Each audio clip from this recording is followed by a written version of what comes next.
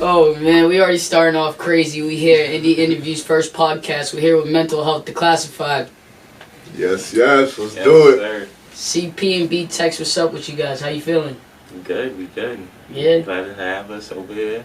Word. We're glad to have you guys here too. No bull. It's great to see you guys. Right. So we're going to dive right into the straight topics, alright? Let's do it. So first, I just want to say congratulations on a new partnership as well. You know what I'm saying? You guys are doing a lot for the community, a lot for people with mental health. It's a really big thing out here right now, right? So I just want to know what made you guys get into this type of business first. Definitely just, going through it myself. Like, not understanding what mental health was, having a close friend who was struggling and not having the answers, not knowing what it was, thinking, identifying mental health with white. If you're white, you have time for this stuff. If you're black, you're kind of thinking about other stuff you got to worry about, crossing the street, driving, being late, out at night, whatever. So once I went to college and had the resources, like therapists and stuff like that, I'm like, oh, this is free. Like, I could do this stuff. And then I have my team that's very supportive. So once I got to my lowest point, and it was like either like literally rock bottom, like life or death situation. So it was like, I need to do something for the people that, they don't have to get to this point to know that they have resources, they have this, they have that. So I was like, let's start a podcast. Let's start talking about it. Then I was like, let's not stop there. Let's do something bigger. So now we're just literally entrepreneurs trying to just grow something that there's no blueprint for. There's no blueprint for mental health. Nobody knows what this is or what this looks like. It's weird to even talk about it. But we're going to do everything and anything with it. So I want to take literally mental health, and I want to be in every single avenue, every single community, anything. Like, you talking about basketball? Well, how's your mental health doing? So you can perform. Well, how does that tie? So how does the basketball and athletes, how does their mental health tie into that? So, you're talking about performing now. So, you go from high school, like I played basketball in high school, and, the pressure's not really there, but it is there. If you're a star, people are coming to see you on Tuesday and Friday. Like, you got to perform. And they don't think about the stuff that, like, some people be tweeting about you. Some people be, oh, their star athlete's not doing this, he's trash, or he's turn it over, travel. Like, stuff like that people think about. We're human beings at the end of the day. And when you take that next step to college, now you're really, like, it's a Coliseum. You're expected to perform. You're there to perform. And if you're not there mentally and you see it right now with Ben Simmons. You see these athletes coming out now. So it's literally, mental health is the foundation of everything. So if you're not there mentally, then where are you really? Definitely plays a big part on athletes. I feel like they're not able to speak about it as much either. Hell no. Due to the fact that like you said, the performance wise and all the pressure, especially if you are a star, that pressure is unbelievable. You got to go out there and you're expected to do good, and when you're not doing well, it just all comes down. So what do you have to say to the people that are athletes? What do you give suggestions to them? Definitely just like, at the end of the day, knowing that you're a human being. Right. At the end of the day, knowing that you're going to fuck up, you're going to miss a layup, you're going to drop a pass. Like, it's all part of the game. And at the end of the day, like, just do your best. Like, people, like, when I saw when the Lakers went to the finals and Danny Green missed that three, they were sending death threats to his wife, to his family, to him. And I was like, yo, like, I don't care how great of a shooter or if he's in the NBA or what, you're going to miss shots. The pressure is there regardless. He's a human being, and like, nobody needs to, first of all, where are the people that are watching the TV screaming at him? Like, like, no, he's doing what he loves, and we're over here tweeting about him. Like, the whole Ben Simmons situation, I hate that shit. Like, how you gonna, like, boo him and do this because he's not there mentally? Like, yo, people, this is the strongest thing that we have. It named itself. Like, if it's not there, then we can't do anything. So I just, to any athlete, anybody, literally just tap into your resources, talk to your team, talk to your friends. You don't gotta be the strong leader, whatever. You can still be that person, but be that by leading by example. And I'm a leader, and I'm going to lead my people to make sure they're straight, make sure they're getting the help that they need. Because at the end of the day, we don't know what's going on. We can sit here, laugh, joke, but then when you go home tonight, you're in your bed by yourself, and your thoughts are taking over you and consuming you. Right. You can text me, but how quick can I get there? Right. Like, if I can start these conversations now and have the ball rolling, we're going to help a lot of people, for sure. I like that because not even just in basketball, but football as well, they don't actually hone in on the CTE things that causes the mental health. Right. And then these coaches are still putting them back out there, still making them play as they're going crazy at home, and then we see it on the news, they're acting out and this and that. And then it's like, but do you guys understand what happened prior to that? Right. So I like how you guys are trying to progress in that situation and get athletes the help they need. Mm-hmm. Not only that, but it is Black History Month, and a lot of the African American community is going through a lot right now. Right? We've always been going through a lot. Always. Right? For a fact. So what do you guys say for those trigger points that causes the mental health and the stigma of the African community? Man, there's a lot we could say on that. Just growing up, period, Black. You know, there's a lot of mental stress that you got to go through young, and learning how to move and maneuver through this world, and realizing the difference between you and another person next to you, right, or the opportunities that you have that somebody else has 10 times fold, you know, and it just puts a lot of stress. Look, and being Black, we don't really stop and really think on, oh, why is this going on? Mm-hmm. How am I actually feeling about this? And actually, unpack that. I think we just put it off to the side. You know, big thing with being Black is, you know, being tough. And I think at the end of the day, being Black, you got to be tough, because every corner you go around is going to be something to stop you. And if you let that thing stop you every time, you're not really going to be moving anywhere. But we also got to take the time and really, think about our well-being. right, Think about our mental health. Think about how we're treating ourselves, how we treating our families, how we treating our community. Because all that is going to ends up as debt. And that debt going to have to be paid at some point. I agree, because speaking on an experience actually that happened to me this weekend, I got locked up due to the fact that I was Black. And that ends up traumatizing you for life, because, I mean, it's not my first instance, you know what I mean? But it's like, now I gotta walk outside and wonder if I'm gonna get stopped just because of the color of my skin. Or if the people I'm around, just because they're acting out, I'm gonna get baffled, you know what I mean? I'm gonna get the repercussions of that. And right now I'm actually fighting for that, because, not for nothing, but I ended up being in a situation where I'm getting the repercussions of somebody else, and they're not the color of my skin. So that mental health on me personally is right now it's going crazy. I'm not even gonna hold you guys. Right. So this conversation is very heavy, and I think a lot of people need to start having it, because the police brutality, the no knock warrants, the kneeling of the chest, like all that right now is literally causing people to kind of be in a shadow. You know what I mean? So what do you guys got suggestions for the African community to go forward? What do you think they should start doing? What do you think that we should start having more conversations about? It's literally, we just had this conversation on the podcast, and it's literally, we just got to come together. We got to come together. We got to start supporting each other more often.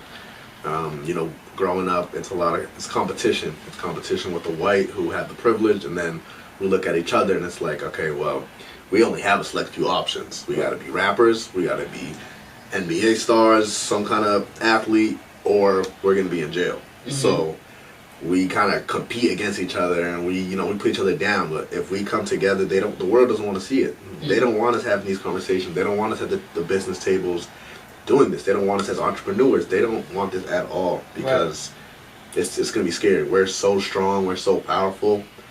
But it's so hard, too, because we can just be at home chilling, and then we're seeing people that look like us dying, like every single day. So then we get to, in our heads, we try to step back from situations, but I think right now we need to just come together, for real. Like, every single aspect, we all just need to come together. I agree. How do you feel about, I believe there's a few Black families up in New York or so, or down south, they just came and bought a community together. Oh, I seen that. Yeah, like they've got like 100 something. Yeah, about like 100 some acres or something like that, and they're building their own community. I feel like that's a stepping stone for us, right? Hell yeah, we need that. We need somewhere like where on earth do we really have a spot that we see a thriving black community really thriving, got its own economy booming, got people are living well? We don't got that. There's not an example on this planet Earth. Back in, I want to say, somewhere in the 1960s, 50s, something like that, they actually did have community. It was thriving, Yep. and the white community actually turned it down because of the simple fact that we were making profit off of it. Black Wall Street. Yep. Burned Black Wall Street. Yep. Burned it down. And the moment we got some power, and that's a big thing. Mental health going into every aspect that goes into financial. How much financial stress ends up putting on your mental? Mm-hmm. You know, black, you're always behind the ball for some reason. You know, Mm-hmm. always behind the ball. No matter what. No matter what, you always behind the ball, and you know you feel that since you're young. You know, you whether it's asking your parents for just $5 to go get some snacks, you realize, yo, I can't be asking that. You know, Right. Right, and knowing like you're a kid, like you got to go to school, and if Tommy and Nick is able to go out after school and they get to go to McDonald's and they get to bring in lunch, or they get to get the extra ice cream sandwich at lunch, Right, like you gotta just be like, word, like you're a kid, like why can't I get that, mom? Why can't I get that? When you're young and shit, you don't know these things, but as you grow up, you see it. Like my perfect example of literally every time I say this story all the time. Like my dad would not come to any basketball games, and I was thinking like, he don't fuck with me, he don't this. My man's working a double. He's making sure I have the shoes that I want, and I'm able to pay for the sports I want. Right. The whole system is just messed up. You got private schools, and you see what those look like, more white, privileged, better education. Why is there different education? Why do we have to pay more money for better education? Right. Like if we're trying to, in the public schools, it's supposed to be terrible, and whoever can just get in. And it's just crazy. The whole system, the whole layout, and on top of the police brutality is ridiculous. Like I got pulled over, Right. and I got a Range Rover. Cool. Like they don't want to see us in that. I got pulled over. The cop comes. He pops my gas tank open, and we heard it. Like I'm in there with my two other boys. He hits it. He's like, boom, and I'm like, what? He comes to the window. Your thing's open. Your gas tank's open. I said, sir, I just saw you. He said, what are you saying? You talking back to me? And I was like, no, I'm not saying nothing. He was like, oh, all right. He was like, let me see all your IDs, like front in the back, front in the passenger. He was like, you're a good kid, because I'm going to go scan this, and if we got any problems, you know what's next. I was like, no problem. There you go. He was like, all right, that's what I thought. And then he left, scanned all of them. I was with my boy, one of my teammates from New York, and my other one in the back seat was from Georgia. So it just looked crazy. Right. I got a Range Rover on top of that. He was like, but everything came back fine. He was like, yeah, whatever, get out of here. Right. And I was like right there, that shit hits you in the chest, and like, you might not say it right now because you with your boys, you're laughing and joking, but all three of us, like, that ruined our day. Like, and we were about to go to a homecoming ceremony. We were going to get our rings, and we were just like, that could have been it right there. We could have been locked up right there. And it's our story versus his story, and he can play it whatever way he wants. Any way they want. It's crazy. Now, what do you feel about the black men and women that have to be dominant when they are with the whites, the white people, like when they're in that type of scenario? It's difficult because I could say from just growing up, I always thought about it like, at what point are you entertainment? Even when they say they rock with you, right. they like black people. At what point are you really entertainment to them? And you gotta deal with that, even if they. Sometimes you rather have the person that that hates you instead of the person smiling in your face, right, acting like they do. Because those be the worst people, because you think they're your friends, and then when that time comes, they're gonna show that what they really think about you. So, you just gotta. It's a lot of maneuvering when you black, man. It's a lot of, you gotta read people, you gotta read the situations, you gotta be on your toes. Because there's a lot of elements and obstacles that are coming at every direction, and you don't know who got it out for you never mind white, and then we compete with each other. Right.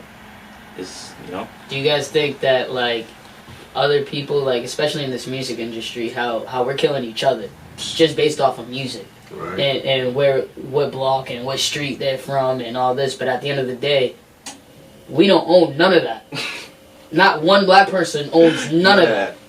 So what do you think that we should start doing now? Because at the end of the day, I see a lot of things on social media now that people are starting to cancel drill music. People are starting to cancel all that violence in their music. Do you think that's gonna, like, give us a reason to actually start coming together? It has to. It's gonna be hard. It's gonna take time, but it has to, because we're kids. As kids, we listen to this rap music. Right. And even though, you know, I could grow up listening to G Herbo, be from Stoughton, right, and, you know, obviously I'm not going through what G Herbo's going through. Right. But you have a sense of what he's going through because you're black. And right, you know this culture already, and it's just sad how much we can relate to what he's saying. Mm-hmm.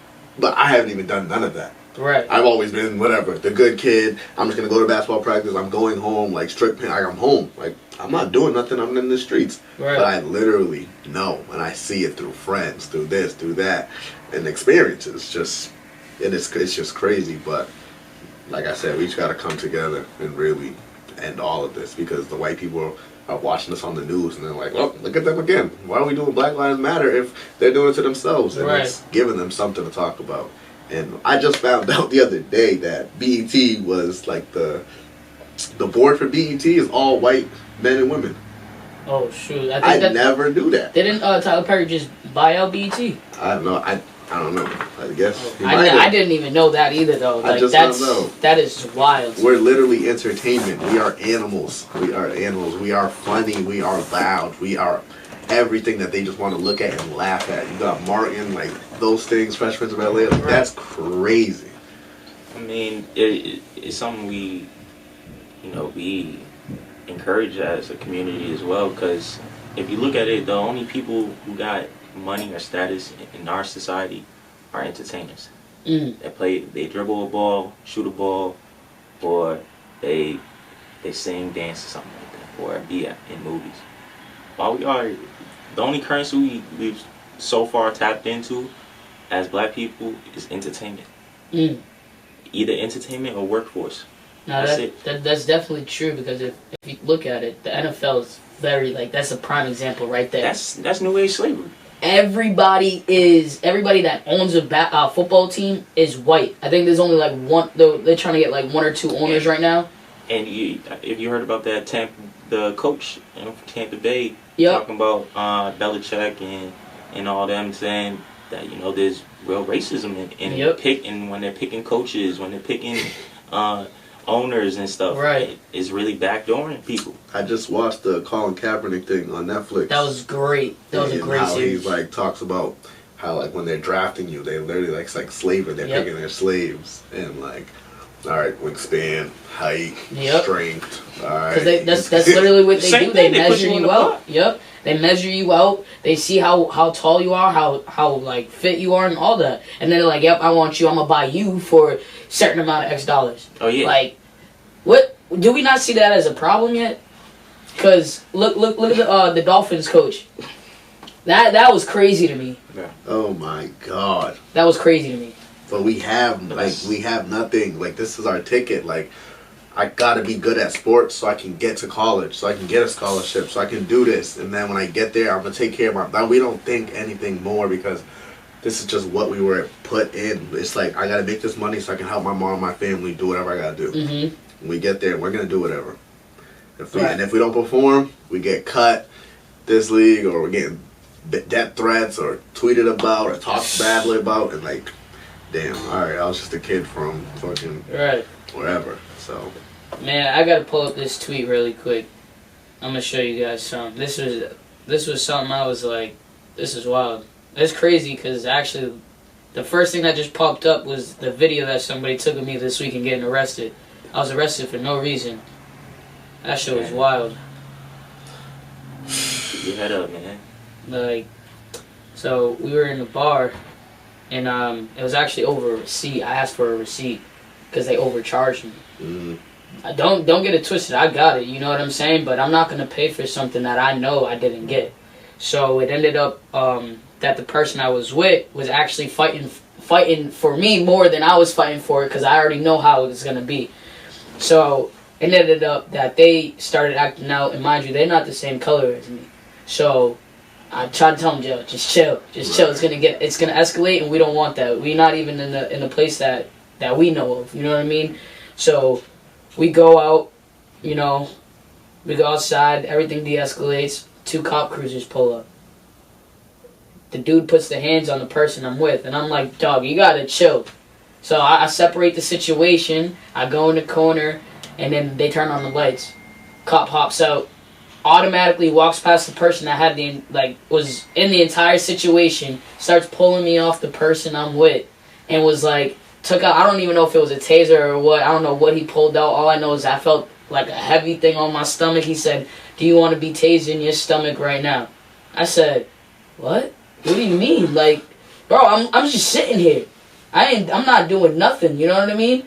And he's like, you don't want to do this. You want to keep acting up? I'm like, you know what? I let go. I just put my hands behind my back. I said, I'm not resisting arrest. I'm not doing anything wrong. You guys can do it. When you going to ask me whatever you want to ask me, go ahead. Tell me why in the police report he says that I pushed him. That's why they locked me up. You be lying, man. It's their story. It's their story over ours, and it's a little scary because that's why there's a lot of black incarcerated men and women right now. A lot. And it's like, yo, we're human beings, so if you slam me against the car, I'm sorry that my body might react the wrong way. If you twist my arm, I might go, right. That's resistant. Human. Like, we're human, bro. At the end of the day, and the anxiety that cops already give black people, for somebody who's supposed to quote unquote protect us, right? Yep. The anxiety I feel when I see a cruiser drive by me, even if I'm not doing nothing. Oh, I'm automatic. I gotta check, I gotta make sure I'm tighten up real quick. Always. Slow it down, straighten back, make sure your seatbelt's on, like you're not even doing nothing wrong. Bro, hands and you're just it's crazy. You can tell when you're gonna be pulled over when you're black, bro. You can look at him drive by you and be like, he got one. Yeah, you gotta always be 10 toes when it comes to that, because at the end of the day, they'll even plant shit on you. Bro, you gotta record. As a black person, you get any encounter with police, you gotta record, because they're not on your side. So, the tweet I got here, it says, depression/suicide is real. A person can legit be smiling 24/7 but be dying inside. The guy who responded to it says, mind you, he's a black African American. Personally, it just be like that sometimes. Gotta keep moving and tell yourself, I know you want to die, but it's all good, kid. You'll die when you're supposed to. Why do we feel like that? That is crazy that a young black man and black woman is tweeting these two things. We don't have time for it. It's like, it's hard. First time I went to therapy, she was like, first time, the first interaction is you gotta share what's going on. So she can diagnose you, talk to you. And I'm just like, yo, I'm black, I'm a man, supposed to be a tough athlete, and I'm struggling with my mental health. All of these things, they just don't go together. They don't. Like, being black and mental health in sports, it's just like, what do you want me to do? What do you want me to do? It's like, we gotta just keep going. We have to just keep going. And that's why I'm fighting so hard for MHD. That's what we do, like, because I'm tired of this. Like, there's too many of us in a close circle that are going through it so bad, and we were scared at first to even talk about it because I don't want him to think less of me. I don't want my mom to know about this. We gotta be tough, we gotta be funny, we gotta keep each other going. But no, it's time we put our foots down and we come together. So if I can talk about this now, if I'm so open about going to therapy, he's gonna start thinking about it. He's gonna start considering it. If he starts considering it, SP starts considering it. Then Jared, then Elijah, and then the ball just goes, and then we're just safe. Then we can start texting about, fantasy football is lit, See the perception? Then we can start texting about, yo, I'm struggling right now. What's up? Like, can I come through? Can we talk? And have these real conversations, because it's too quick. Suicide is quick. Quick as shit. I've been there. I've attempted. I've had the pills in my mouth. Friend calls me, like God just sent that blessing, saved me. But right there, like and they wouldn't know. They wouldn't know because I didn't want to say nothing because I was too embarrassed or too closed off. It's time to put that away, put that pride aside, and literally be there for each other. Because what is being a real friend if we can't talk about real shit? Right. Fuck all the other stuff. Let's talk about the real shit. Now, would you guys say that that's like part of your mission? For a fact. Hell yeah. For a fact. You know, we focus on everyday people's struggles. Because no matter what, somebody out there has gone through what you've gone through. Almost no matter what it is. The extremes to the less extremes. Somebody out there has gone through what you've gone through. And there's somebody out there that needs that help. That needs that message of you're gonna be alright. Because you know sometimes it feels like there's nobody there. There's no way out. Or some shit, and you know that can be drowning.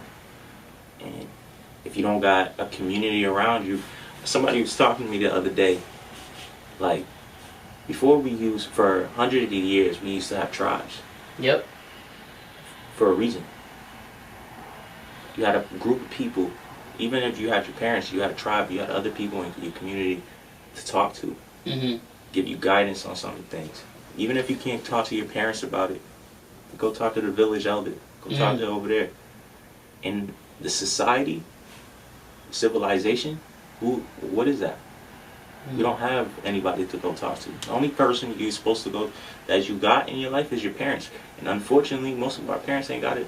They ain't got the answers either. Nope, because they went through the same thing we're going through, or even worse. Right, and you have that generation who they've been through it so bad that it's like they look at us now and it's like, what, you're fine. Right. Which is like, it's like, yo, I know you love me so much, and I know you'll do anything for me, and I know you gave me this house and you allowed me to do this and this freedom growing up, but unfortunately, there's still stuff we're struggling with. It's still life at the end of the day, and it's hard for them to even understand that because them it's just fight. Like it's just fight, and we don't really understand why you're going. Why are you anxious? What's anxiety? What's depression? I was gonna say, what do you think that they think depression is and anxiety? Like, it's like cry later, just wipe your tears. It's not. They only know survive. They grew up on survive. Whether your parents is foreign or they grew up here. The generation before us was surviving. Right. That's all they know how to do. So to actually live and survive is two different things. To live, you gotta be happy with everything you got going on in your life. You gotta be content with how you're living, the people around you. Most people can't stop and say that for real. Yeah. They're not gonna be. I'm not happy at the job I'm at. I'm not happy with my relationship. I'm not happy with the bread in my account. I'm not happy with anything. So it's really, we really got to take that and internalize that and really stop and think about everything we've done. Right. And the reason why we do things. So would you say that, like, African American history, due to slavery, due to all the components that made up of how things are ran today, you think that plays a major part in that? We never had the time to stop. What have we done other in our whole history, written history of black people? What have we done other than all of my life I had to fight? Better say? I agree. I agree. Had to fight. 2020 was the only time, and that was a hot second, that we had a voice. Oh, we had a voice. We had our hands in almost everything. I feel like 2020 was a big part for the African community. Yeah, 100%. It gave us a chance to be like, now these schools and communities and universities, they have to listen to us. They have to. But as soon as everything started opening up again, where did all that kind of go? It's like, yeah, he's black. We got you. We know we support you. Biden put pipes on. That's right. Yeah, fuck Trump. But honestly, Trump did more for us than Biden did. Regardless, they're both fucked up. Bro, at the end of the day, bro, one thing I got a question is, how you make a career politician? What is that? A career out of what? What do you? A career. I think politicians are really just moderating what goes on, because he ain't really doing nothing for us but killing us, because we still got what is this, global warming going on. You guys still creating weather. You guys are creating wars we don't need, and then you're legit putting the white and black community against each other just for profit gain. Right. What are you talking about? This what is it called? The projects. Yep. Like, why are we so like just separated? Like, we will never be able to have what we need to actually be successful and to be good and safe in this world, because this is all set up and designed like this. I agree, and I feel like most of the people that are, they struggle just to get where they are, and then when they did get there, they still low-key struggling, because they gotta keep that position, because once you get to that position, bro, you fight all the time to keep that position. Mm-hmm. And unfortunately, sometimes they're going to make you prove whether you really with them. And unfortunately, there's a lot of brothers and sisters out there that they leave behind people that they're supposed to actually be helping when they get there. Because when you get to that position, it's supposed to help somebody who look like you get up next to you or move past you. They don't got no choice. They ain't got no choice. Is that a relief? They don't want to see more than one or two in that position. It's for a quota. So the tax write-offs. I'm going to tell you this right now. I actually just went through that quota, and I did not get the position. I ain't going to say what was going on, but I just know that I'm actually leaving the position due to that, because that it was crazy. Utilized me for about 3 months. Did the whole interview, did everything they needed. I was actually the best one in there, to the point customers was coming in there talking about, I'm the next one up, da-da-da-da. Next thing you know, oh, you didn't get the position for communication. This is what I do. I communicate with people. I love to talk to people. I'm a people person. There's no way that's the reason why. You just can't have another black face up here because you got a whole bunch of them selling your cars right now. Mm-hmm. You feel what I'm saying? Right. So, it's wild right now in all types of communities. You gotta think about appearance too. If we tattoos, braids, do-rag, automatically. Automatically. We got a Haitian vagabond. It's crazy. You wear a chain, you got tattoos, your car's tinted. Just fun luxuries of life. Like, oh, it's lit. I can get tattoos. It's nice. It's my body. Cool. Right. Oh, I can get chains. Like, oh, this is nice. Like, why is it made? If when we get it, we're terrible people. Forget all that, bro. That's our history. All that is our history. Exactly. Braids, the jewelry. We if you go to you go back to Egyptian times. Mansa Musa. We the one that taught them how to all this. We've been giving them drips since the beginning of time. That is true. We gave them drips since the beginning of time. How to carry themselves. Mm-hmm. Bro, it's in history. Not for nothing, but we are the dominant species. Easily. Bro, we the blueprint for everything. Because if you think about it, they can't go black, but we could go white. Right. Feel me? We're the dominant species. Two black people can make an albino. Exactly. Dominant. Two dark-skinned black people can make a pale albino with blue eyes and white hair. Exactly. They can keep spray tanning, man. Keep spray tanning. You ain't going nowhere. It's going to wash off. You feel me? Oh, man. Now, not even just in the black community.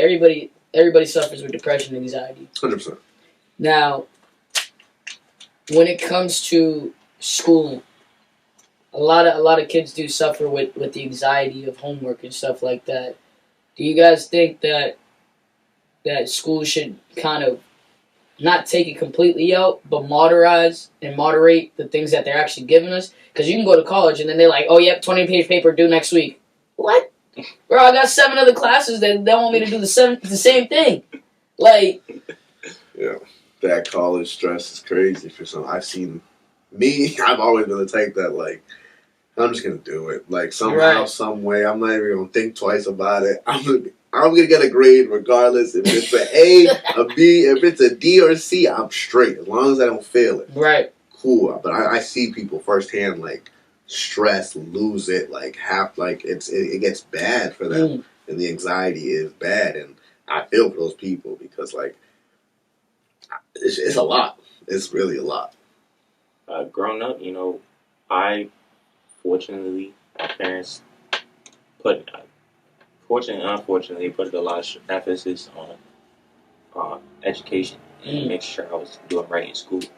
But you know, I see both sides of things because I was doing good, but I'm seeing my friends struggle in class.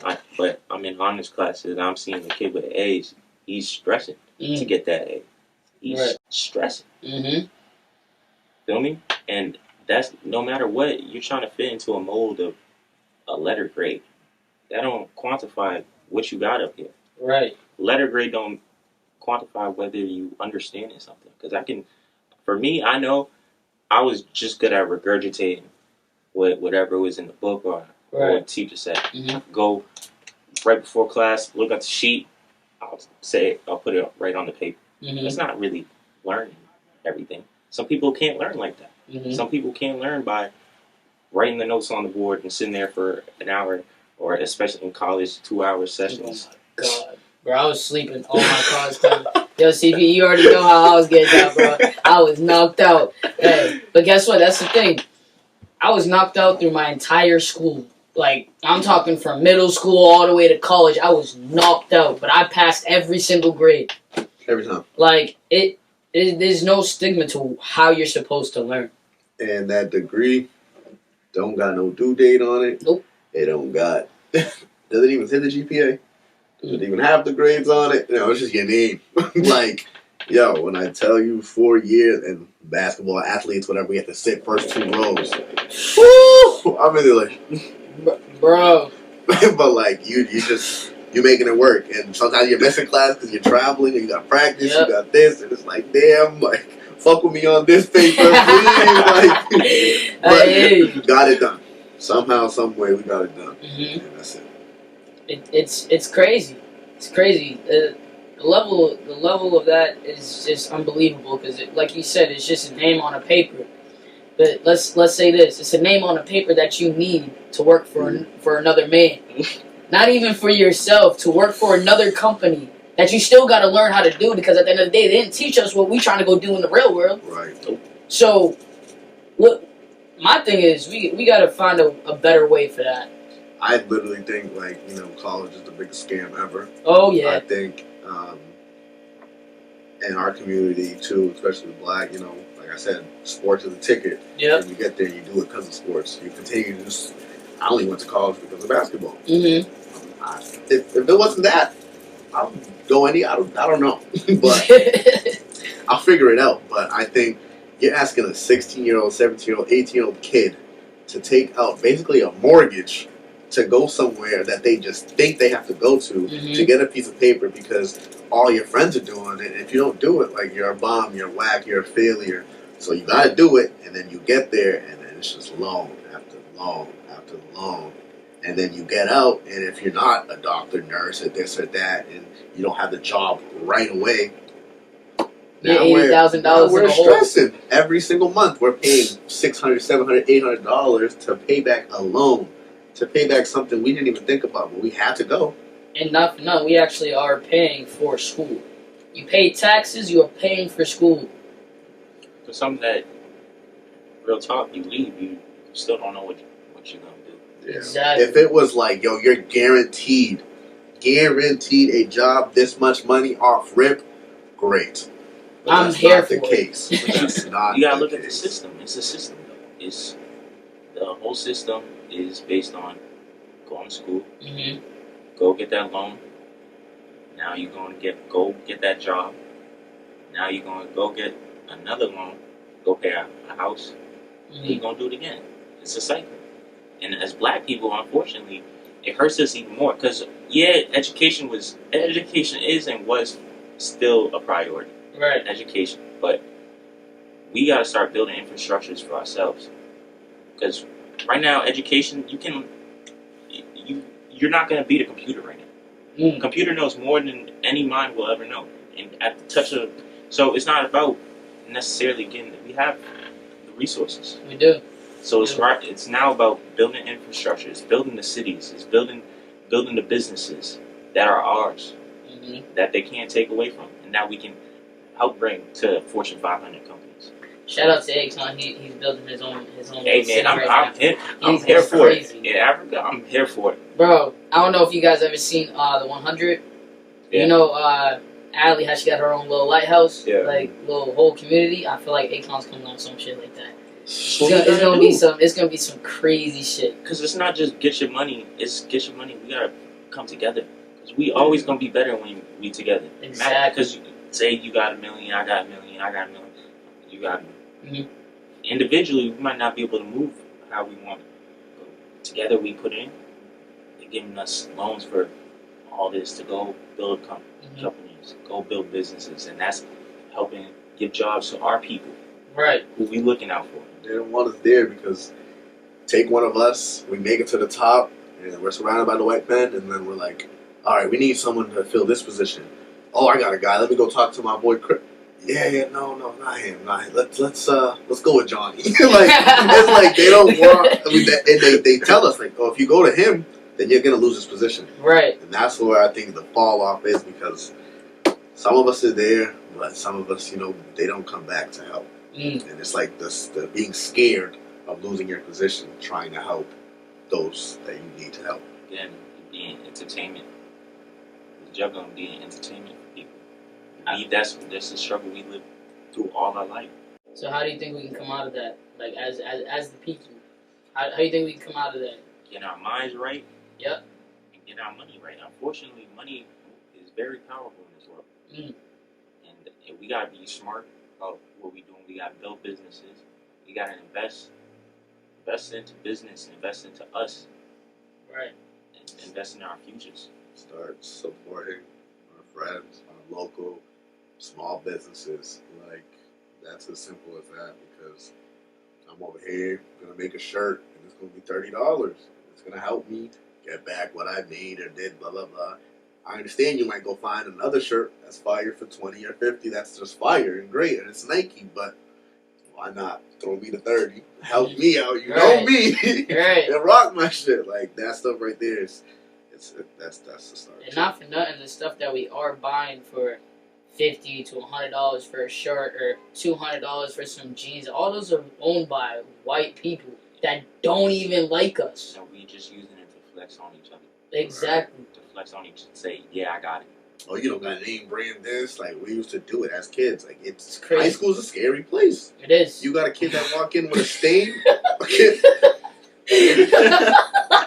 Oh my god. You gotta come in correct. Oh my god. Yo. Oh, high school is a vicious place for anybody. I don't care what anybody says, bro. You walk in with a stain on your shirt.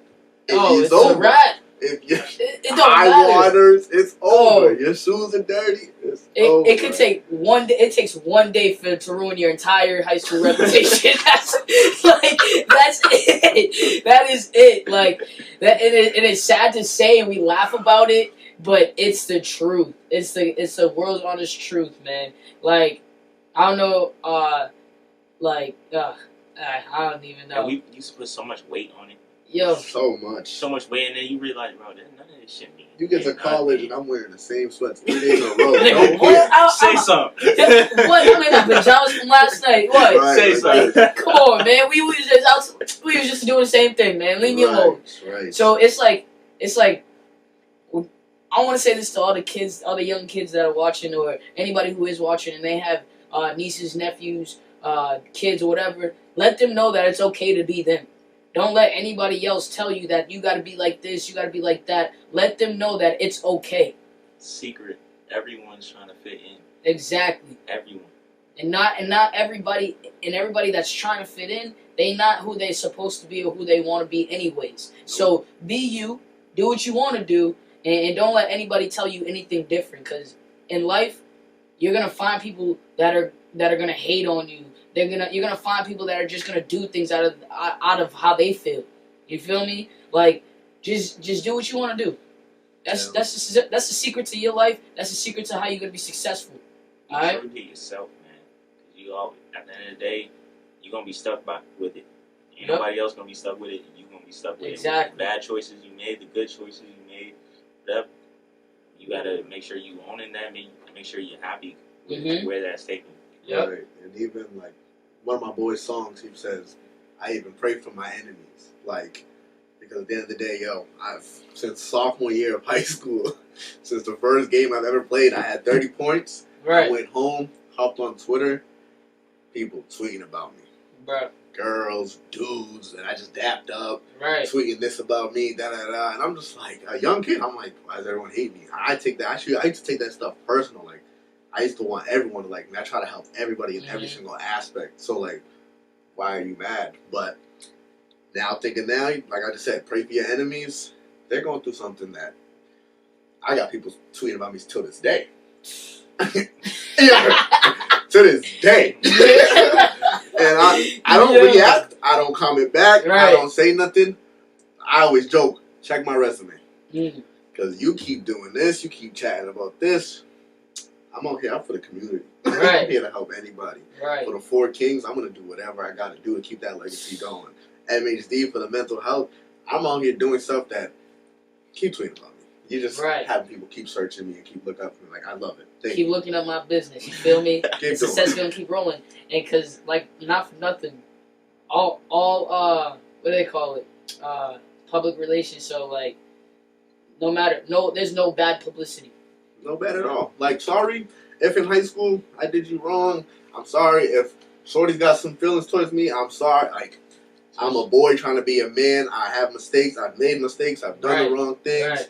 But if you're going to circle back and try to take someone down for that, then you got to look in within yourself. You got to look into the mirror and ask yourself, what am I doing? Because it's always deeper than what it really is. Go get your own money, man. Like, because at the end of the day, I'm going to be right here with a smile on my face. Exactly. Struggling with whatever I got struggling. Nothing you saying is making me struggle. I promise you. My other shit. But it is what it is. I feel you. Now, with you guys' business, Mental Health Declassified, you guys only doing podcasts, or do you guys actually starting to work with people, have people come in and talk to you, and like use your facility for that reason? Like, how's that working out? How's that work? Yeah, so right now, we have a podcast. We got the website up. We got merchandise coming in. So what I'm trying to do is to literally tap into every single avenue of everything. So we just had a partnership with a basketball business. Yep. So now, boom, they run basketball tournaments, events, skills camps. So now we're going to be at every event as well with a table, with our merch, with our stuff, and we're going to have stations for the kids. So you're going to go ball dribbling, blah, blah, blah, handle, shooting, and then you're going to come to us, and then we're going to talk about whatever you want to talk about, time management. We're going to talk about managing emotions, flipping the page after a bad game, stuff like that, real human stuff. We're not experts, we're not this, but eventually I want to have a therapist on board. I want to have our own therapy sessions. We're going to start doing a book club. Me and the president, Lee, we're working on certifications for managing emotions and stuff like that, so we can start hosting littler events and stations for people to come in and actually do stuff. We're doing panels, like we're being public speakers, we're going to colleges, like literally I want to tap into everything, because at the end of the day, mental health plays into everything. I want to have real estate, I want to have this and that. If you can partner with us and tell me like you got mental health matters, I want everybody. Now, you guys opened a facility in Norwood, correct? Yeah, so right now it's just like a little office space where, we do like our in-house screen printing, like everything that we do, we make ourselves. That's what's up. It all started as like a coping mechanism. Like during COVID, like I was just like had a Cricut, so I was like, let me start making stickers. I'm on YouTube learning how to do this. Then like we all learned how to do screen printing, like we're making our own shirts. So I was like, we doing this as a coping mechanism because it's fun to us. Let's turn it into a business. Let's have fun with it. We all ordered mics. We were all gonna talk about something, and then I was like, start talking about mental health. So literally anything and everything. But I just turned the space into like a safe space. So I'm gonna announce it soon. Y'all get the first sneak peek. But I want people to be able to come in there, come chill, do homework, study, just vibe, talk, whatever. Like we have a bookshelf, we got books in there. Like I'm gonna get a chair. Like So you got, so basically you're opening, I don't know, a lot of people know, but like basically like a homework help, almost like a safe space where you gotta know you guys probably been there once or twice. Stone Library had homework help where everybody came after playing ball or after school. You know what I'm saying? Just to go hang out and do homework and just talk. So I feel like that's really important that the community does need. So I respect that. Yeah, for real. That's pretty dope. Now down the line, what else you guys got coming? A lot of events. I'll tell you right now. We got a cannabis event. You know, mental health and cannabis. You know, go hand in hand. They do. Because cannabis has for a long time, before decriminalization, you know, people have been using it to alleviate mental health, physical issues, pain, anxiety, depression. So, you know, we tapping into that. Currently, I'm working at a dispensary. Okay. So I'm tapping into my resources over there. So we're gonna have an event where, you know, we're gonna have education. We'll be dropping a booklet.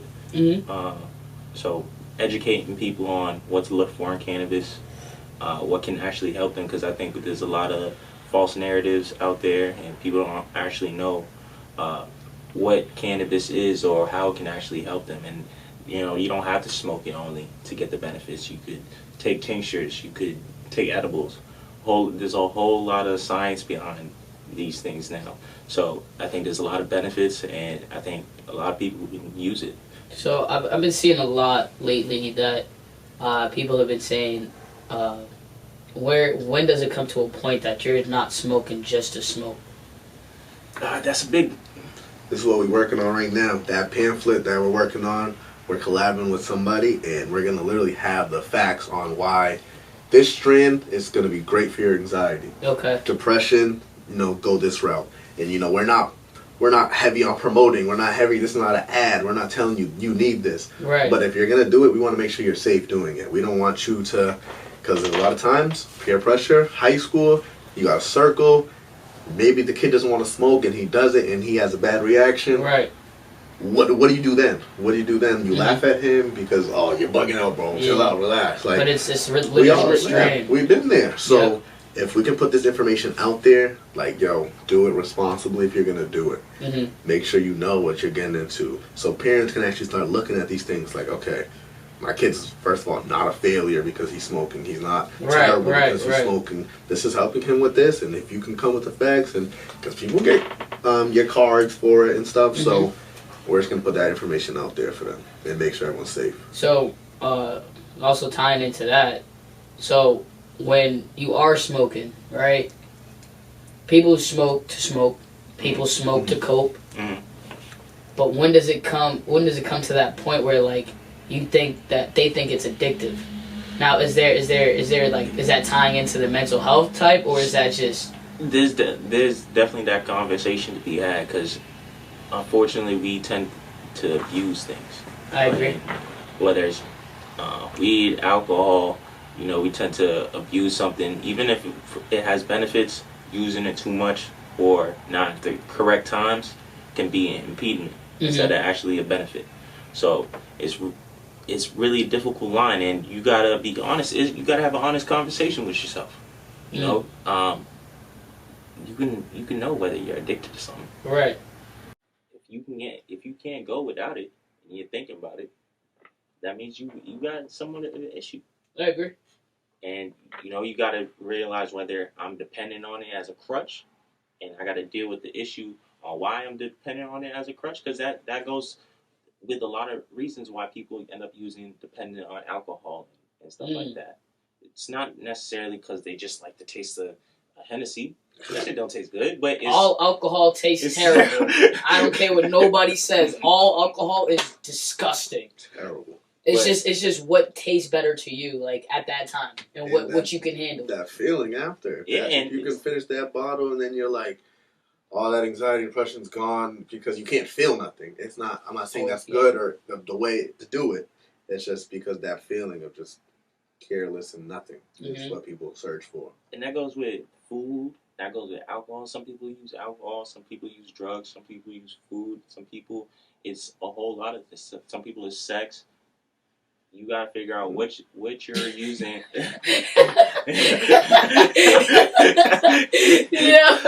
You know, some people, you gotta figure out what you're using as a crutch, right? And really figure out if you're dependent on that, just so you don't have to deal with this one problem. Okay. Because a lot of times you start dealing with that one issue, you realize I don't really need to do this, Exactly. or if I do it, it's limited time. You know, you gotta figure out how much time of your days some things are taking. I know before I could say smoking used to take a lot of time out of my day, and you know, there's a lot of elements that go into that. It goes into, you know, when you trying to hide from your parents, you can't go to the crib, right? You know. Oh man, those days were terrible. Oh my god, anxiety after smoking. You gotta go home. You're like, oh fuck, I can't do it yet. I don't even need to smoke. Why don't you smoke? Yeah, right. Like, oh my god, it plays a lot into everything. And in high school, I didn't do nothing. I didn't smoke. I didn't drink. Yep. You go, there's a party Friday after the game. I'm going home. I'm going home. Go to the gym. Like that was me. Got to college, tore my first ACL. Now I'm bed rest. Now my legs fucked up. I got oxy, and then everyone's drinking. I got a bottle. Let me try this. The first time I got drunk, that's me and my roommate. First time we got drunk. First of all, we went. Let me backtrack. For our recruit visit, me and my boy from Georgia, Cash, we went. He didn't drink. He didn't smoke either. So like, we're chilling. Right. We're basketball. We just did pick up with the team. Our host come to the room. Like, this sounds like a movie, but host comes to the room. He said, "Yo, there's a pool party in the senior dorm. There's bitches, bikinis, blow up pool in the middle, drinks, pull up, let's go." We were like, "Nah, we're good. Nah, we're good. Like, we're just gonna chill. We don't drink. We don't do nothing." It was like, active.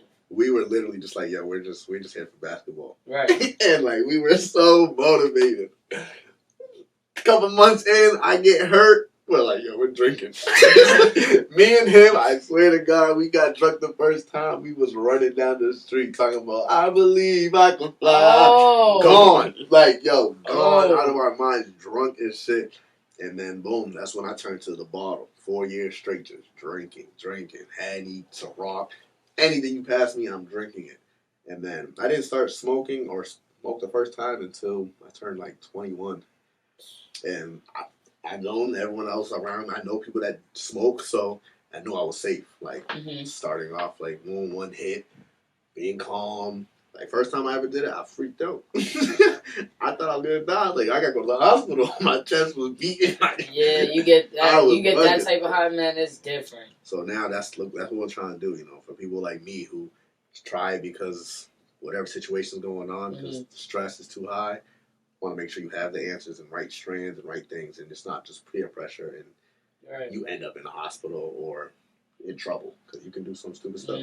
Now, do you think it's like easier for athletes or people that get injured to get addicted to certain things due to the fact of what the doctors are giving you, and they're not really realizing, like, oh yeah, this is a 16, 17-year-old kid, and I'm just gonna throw him on perks and oxys. Yeah, I was on oxy. That's how the opioid epidemic starts, man. It's you actually have prescribed the painkillers. For something, but the pain consists, and then you get addicted. These are really addictive drugs, and these companies know what they're putting out there. These are addictive drugs, because once you get on them for a week, 2 weeks, longer than that, months, you feel like you need them at that point. Them. Not even knowing, like, okay, let me give him the oxy because he tore his ACL, but not even knowing the family situation. I can have an uncle in there or a mom or a dad who's like, I fall asleep and they take one. Right. But like, you don't know any situation. You could literally fuck up somebody's whole shit because I came home and I'm messed up, and say someone else in my family's addicted and they take some pills. Like, I'm not saying that's the case, but you just never know. Right. And I'm waking up in the middle of the night. I realize my leg's messed up. I'm like, oh shit. Right. Boom, water, gone. Boom, sleep. Just so I can feel the pain gone. And then after I don't really need them, maybe I'm just doing it because I think. Like, right. Just because I think I'm messed up, but in reality, it's all in here. It's all in the mind. Mind is a strong place and thing.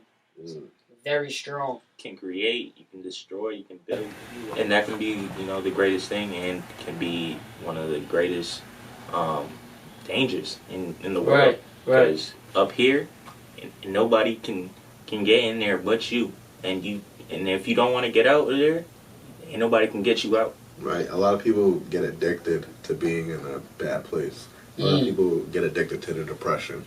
And I just learned that. It's scary, but I didn't even know that could happen. You'll have tragedies and stuff will happen, and you get addicted. You kind of like the feeling of being down because it's just like, it's not a safe space, but it's like you're already in that position. This is just where I am. I feel good here, and I just want to cry. I want to listen to the same songs. I want to go to bed like this every single night. People do that. And stuff happens, and people will gravitate right to that negative energy, and they will take it all in. It's real. When you keep being a victim, sometimes, you end up just being comfortable with that, and just that's the only way you're comfortable with being, is being a victim. And, that ends up, you're subconsciously leading yourself into the same situations. It can be a cycle. It can be a weekly cycle, be a monthly cycle, be a yearly cycle. If we have the ability to look back at ourselves, sometimes we see the patterns in how we rise and fall. It's because it's what we're doing up here. Right. And I was there too, because I kept thinking, because boom, freshman year, torn ACL.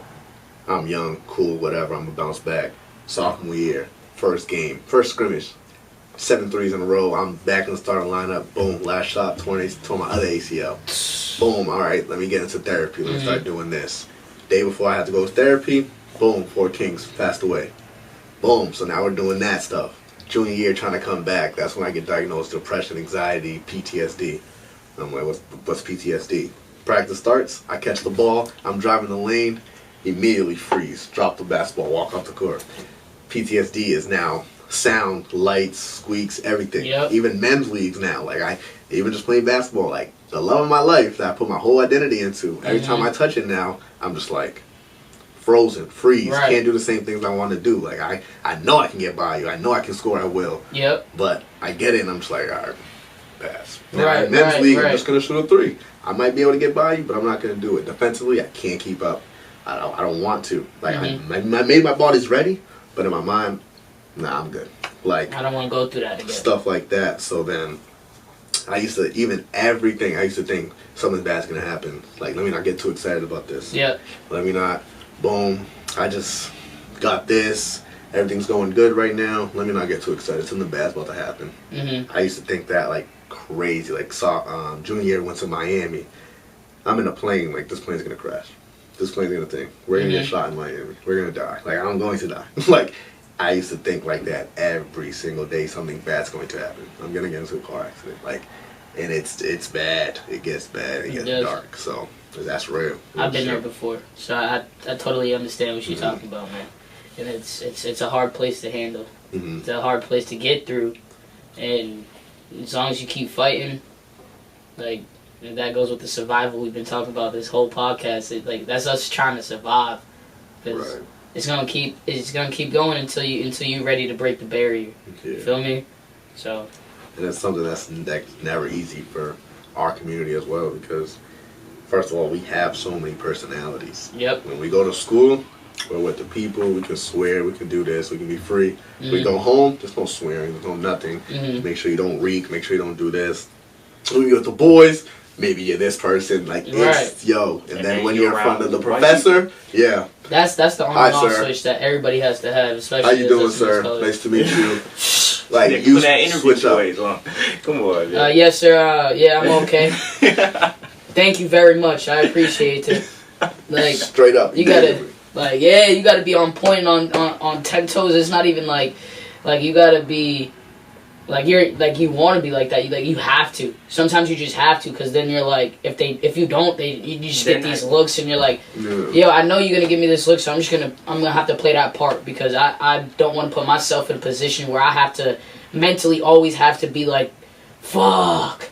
You feel me? I just want to be like, all right, yep, we're here, we're done, we're live, all right, cool, boom, and just know that's just what it is. I don't want to have to worry. So I'm just going to do it. You feel me? Right. I want to be myself in front of these white people, but they going to look at you like you done came up from the ground and you're dead, and you're like, what did you just say? Right. Sir, you understood what I said.